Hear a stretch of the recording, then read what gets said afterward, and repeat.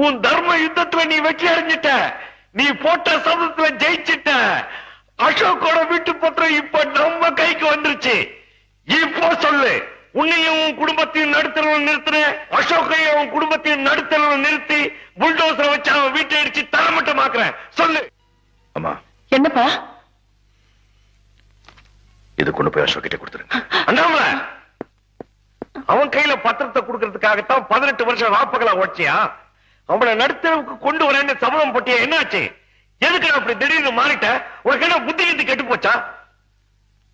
கெட்டு போனவ வாழலாம், ஆனா நல்லா வாழ்ந்தவன் கெட்டு போக கூடாது. கொண்டு போய் கொடுத்துருங்க. அண்ணாமலை, நீ கோடி கோடியா சம்பாரிச்சு கொட்டும் போது கூட என் மனசு குளிரலப்பா.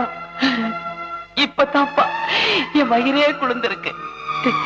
என் மகன் மாறல, என் அண்ணாமலை மாறல.